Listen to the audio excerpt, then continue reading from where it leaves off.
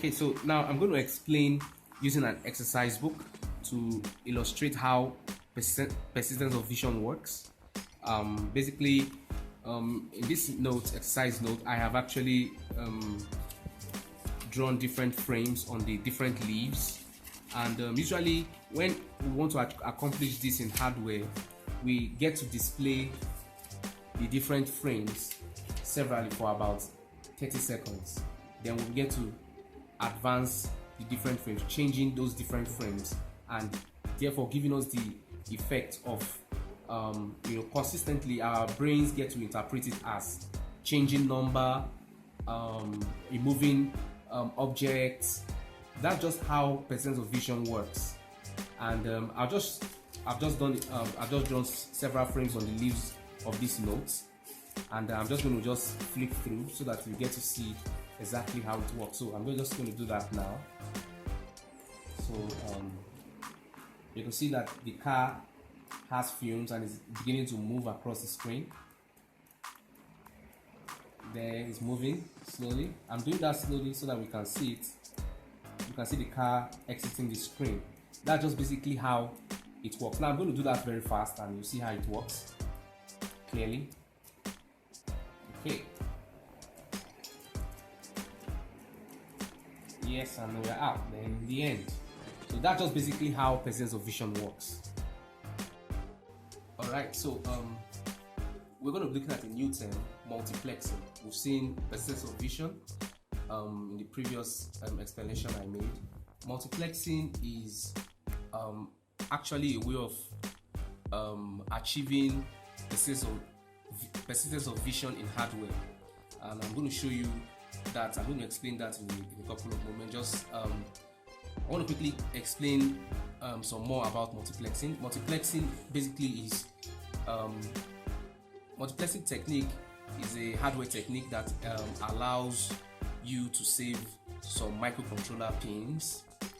Usually your microcontroller pins, like the Arduino Uno that we're using for this project, has 20 input-output pins.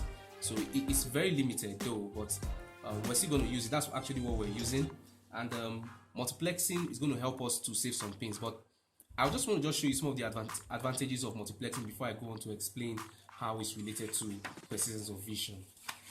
Okay, this typically is a scenario where we are going to be using a 4-digit 7-segment unit. The 4-digit segment units all have segments. Like we can see segment 1, segment 2 for this, segment 1 for digit 1, segment 2 for digit 2. That's what S1 through S4 means. And for each of the different segment units, they all have their respective A, B, C, D, E, F, G, A, B, C, D, like so. And I'll just quickly tell you what it's going to be like if we were not using multiplexing. Now, assuming we're not using multiplexing, this is the situation we'll be faced with, and we would have an IC. Our IC for our 7-segment units would have so many IO pins. I'm going to just show you in this small illustration. Okay, this is when we are not using multiplexing. It means we'll have A1, B1, C1. That's for segment 1. D1, E1, F1, G1. Okay, then decimal point 1, and we have segment 1. Now, if you count them, we have 1, 2, 3, 4, 5, 6, 7, 8, 9. Which means for a segment unit like we have for S1, it means that we'll require 9 pins, and that's a lot. And same thing, I'm just going to go ahead and do the mapping for the rest of the segment pins for the other units. Okay, for here we have A2, B2, C2.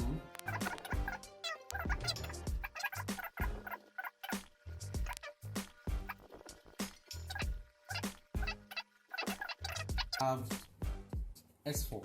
Now, the total number of pins we have used or will be using for a situation like this, it means we'll be using 36 pins. and that's a lot compared to the Arduino Uno. Like I mentioned, the Arduino Uno is the Arduino Uno features only 20 pins, and this will not work with the Arduino Uno. So there ought to be a better way, and that's what I'm going to show you. That's why I'm explaining multiplexing. That multiplexing helps us to handle this particular problem, especially handling the number of pins. And because we are using more pins, it means that we are using more pins. It means that we are going to be using more power. More power. That's just basically what it means. So multiplexing actually saves us the number of pins we'll be using. Okay, I'll just take out this other. Now this is a better. This is how multiplexing saves us some microcontroller pins. Now for these different segments, like we saw in the previous one, we see lesser pins now. I'm going to just walk you through some of the. I'll show you exactly how it's going to work here. Multiplexing is going to be deployed in this particular scenario. So we have segment A, we have segment C pin, we have D, we have E, we have F. How many of them? 1, 2, 3, 4, 5, 6. Then we have G. Then for the decimal points, we have DP. Okay. Then also for the different segments, okay, for their VCCs, okay, connected to VCC for, okay, so we have S1, S2, we have S3, and we have S4. This is better. We have more pins saved. Now, instead of getting to use 36 pins like in the previous scenario, we get to use only 12 pins. Okay, and this for the Arduino Uno that uses 20 pins. The Arduino Uno has 20 pins. This works very well for the Arduino Uno. Okay, so multiplexing is a way of implementing persistence of vision in hardware, and persistence of vision technique, actually, like we've explained in previously, that it's displaying frames severally, and the human eye not being able to detect the changes and sees it as continuous. So for example, we want to display the numbers 1, 3, 4, and 5 on our segment units.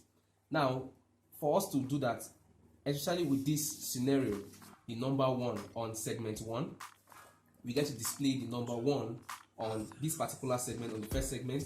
We display it for some time, then we turn it off, then we display the next number 3 on the second segment for some time. Okay, and we display the next number 4 on the third segment for some time as well, and we turn it off, and we display 5 on the fourth segment for some time. Now we will repeat this continuously for 25 to 30 times in a second. The effect it leaves us is the display 1, 3, 4, and 5.